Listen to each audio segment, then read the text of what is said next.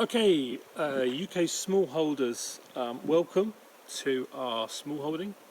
For our regular viewers, welcome back to the Homestead. And I thought I'd do this tour video because this week I'm guest tweeting for UK smallholders account, and lots of you requested a kind of tour of our place so you can get your bearings a bit better. So we are in North Latvia. We are about 15 miles from the Estonian border. It's about 35 kilometers, something like that. And we are in the middle of a forest, as I said.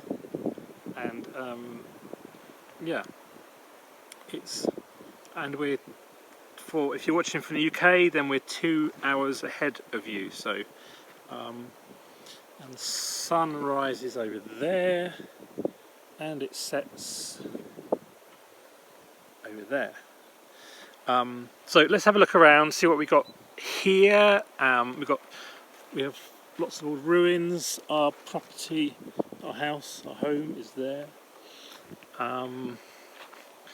We have a rather large stack of firewood over there, which I'm working through. That was about 30 cubic meters of wood. We have beehives over there, more wood, lots of stuff around which we're working on. You know, essentially when we got here we had to hit the ground running, and things like tidying up stuff that's been lying around for ages has had to take its time, but we're working on it slowly to kind of have the place the way we want it. We have got this barn. There's 2 or 3 outbuildings. We've got this is called a coot, which is kind of would translate into a stable. It's literal translation, and there's a workshop. I'm in the middle of building a new chicken enclosure, and that should be done very soon, so we can get some chickens, or reintroduce chickens. There used to be chickens here and ducks, and then we encouraged Gita's parents to get rid of them to slow things down, and then we turned up, and now we're kind of ramping things up again. So yeah, it's early spring here, or early mid-spring. The snow only really left a couple of weeks ago. We've got these wonderful blue flowers which are everywhere. I'm not great with flowers, I'm more the vegetable person, but slowly I'm getting there. I'm getting into cut flowers, yeah, but they give you a nice bit of early colour. So yeah, a lot of the buildings here are made from dolomite. That's the natural stone here, and it comes up through the ground through the process of heave, so there are stones come up everywhere. So we have our basement down here, which has lots of goodies in it. I've got a separate video on the basement which you can find. But if I'll show you quickly. So we've got all pickles and salads and birch tree syrup juice, jams, carrots, potatoes, parsnips, and all that kind of stuff we store down here. The dog Maxis.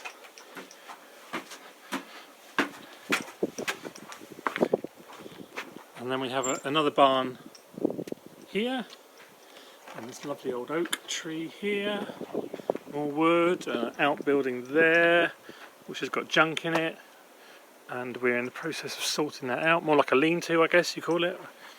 The barns here are all log. They've got this dolomite stone foundation and bottom layer, and then they're all wood, you know, big wooden trunks. Lovely old building. They've got to do the roof on that, and there's lots of wood. There's this old ruins here. This is my hop frame, which I also grew beans on. Small compost area. I know you can't see much because of the sun, probably. I'm trying to keep out the sun.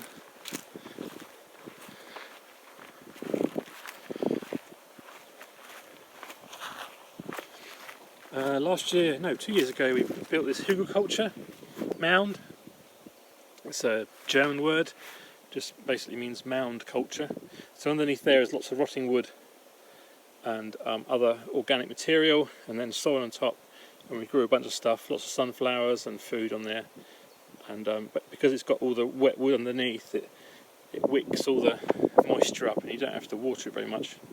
On the soil here, native soil is very sandy loam, so we need to introduce a lot more organic matter into it. Let's look at number 1 greenhouse, or number 2 greenhouse. We've got the old greenhouse, sometimes called Oma's greenhouse, and then the new greenhouse, which we got when we arrived, and there's now talks about a 3rd greenhouse. So essentially the greenhouses here have only been used to grow tomatoes until we got here, and I got into more trying to extend the season and grow more food. So you know, we won't see tomatoes in here in Latvia until late May at the earliest. There's a few there under a lot of agro-fleece, and so I'm into kind of trying to get as much grown, you know, something in the soil all the time. So we've got a load of tom thumb lettuces, cos lettuces, red pak choi, green pak choi, spinach over there, oh, some radish there, and some tomatoes, and ragged leaf kale or red Russian kale. If you've not got this, I would get into this. It's amazing kale. When the leaves are young like this, you can eat it like a lettuce, and then it grows up and it's more like a kale. Very popular in kind of trendy restaurants or whatever. But you can get the seeds in the UK. I got them before Brexit, and I've got them out here now, and I let them self-seed, so I keep the seeds. This is corn salad, which I'm letting go to seed so that I can keep the seeds again. Yeah, nothing in the old greenhouse. We go out to this area. This was originally called Labs because we were doing experiments on it to do with permaculture, and we have 2 beds of 3 rows of garlic. We plant about 200 cloves of garlic, and the soil compost that it's in is actually leaf mould compost from the Coots barn, which I just showed you, which was a duck shed for about 50 years. You know, that the compost in there is approximately sort of 30-40 years old, and we dig it out, we mine it out of there, and then use it as a medium to plant into. And then we got 1, 2, 3, 4, 5 roof stout method no dig potato beds, and I'll be doing some experiments again this year with different mediums, but predominantly what we use here is a bit of straw, but when we trim all around here, trim, there's a lot of bishop's weed, ground elder, which, you know, is a right pain, but we trim it and make the most of it. As a weed, it's full of nitrogen as well, and so we cut it and then we put it on the beds and we grow potatoes in it, and that works really well. There's the house again.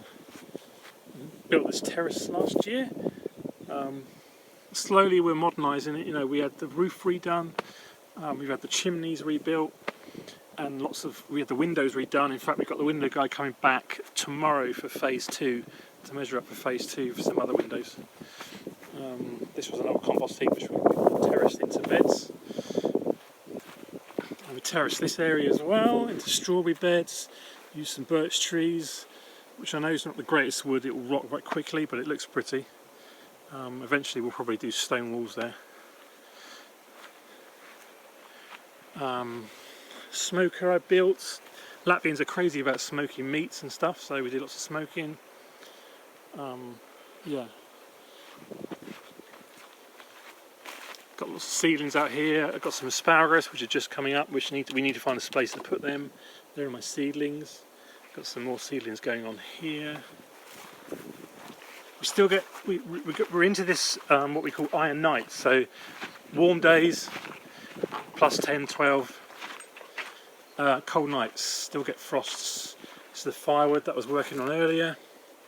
I used a mechanical splitter, but Makes things a lot quicker. We built this fire wood shed last year. It's nearly full now, which is good. There's an oak that came down, which we're trying to work out what to do with. There's our orchard. We have apple trees there, a couple of cherry trees, lots of blackcurrant bushes, and I think some red currant bushes. And then we come over here. Oh, by the way, we live next to a lake. I don't think I mentioned that. So we've got access to the lake for fishing and whatnot. We produce our own wood chips. This was a grey willow which needed to come down. It was a bit dangerous. Anything that won't be used for firewood is chipped. We use the wood chips for patching up roads which are muddy. It's a chipper. Making some compost rings here. Some hot compost heat rings. I got that up to about 60 degrees last year. All our water comes from rainwater off the roof and off the roof of the coots as well, barn, and then it's pumped into these IBC totes. One here, one down by the greenhouse, maybe you saw it. So this is our no-dig garden, market garden style. I run a tight ship in the garden-ish. I did until the deer broke in last year. 25 beds now, 2 roofs out, no-dig potato beds as well. All the beds are 75 centimetre by 10 metre. Standard sizing, it means I can use some tools which I made myself for marking all the rows out. And that means I can, yes, it looks nice and neat and tidy, but it makes the most efficient use of the space. Onions that I grew there. And it makes it much easier for cultivating, so I've got some special tools which I can show you in the week, which run down there. I built them myself, just wire weeders, and I can run up and down, boom, boom, boom, boom, and all the weeds are taken care of. We do get some weeds, but I tend to pre-weed, what I call pre-weed. So before there's even weeds showing, I run the wire weeder tool down the rows and stop them from germinating. These are onion sets. So we use wood chips in the path, which are nice to work on and walk on and kneel on, sit on, stops any mud, and it also promotes fungal activity, mycelium, which is good for the soil. I planted these peas. You can see the soil's quite sandy. I used to call it moon dust. It's getting better now because we're not digging and ploughing. So this field was ploughed twice a year, and then I put a stop to that a couple of years ago and built this garden. And then we had a sort of temporary fence. The deer broke in and caused a bit of havoc, a bit of damage to the beds over there. But that's okay, easy to fix. Yeah, so that's kind of the property. Talk, maybe we get some goats under there, I don't know, some sheep. We raised a couple of pigs the first year we were here, which was totally nuts because we kind of didn't know what we were doing. But anyway, it worked. And now we're a bit less green, a bit more experienced. Before I came here, I didn't know anything about gardening. I didn't know anything about smallholding or raising animals, animal husbandry. I did some intensive learning, and then just hit the ground running, sort of thing. So yeah, I'm really pleased with the garden. It produces 3 times more food than the same area did before. And there's a video that explains that on our YouTube channel. And this year, obviously with world events, we're encouraged to grow a lot more food to store, root crops, a lot more salads and pickles like you just saw in the basement, and a lot more potatoes. So that's what you'll see. A lot more beans, they're good for you as well. A lot of the times we have to work out problems ourselves. Just don't go and buy something or order something from Amazon and it turns up the next day. That doesn't happen here. So you have to be a bit inventive. Here I do cut flowers. In this bed I probably do a couple of rows of cut flowers this year. A lot more sunflowers.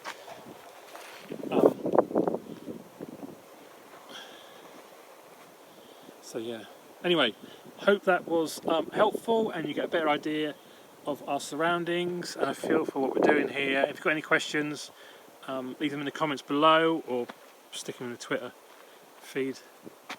Thanks for watching the video. Sorry it's a bit long. I do videos every Wednesday with a weekly update of what's going on, and every Friday maybe with a recipe or something a bit more special.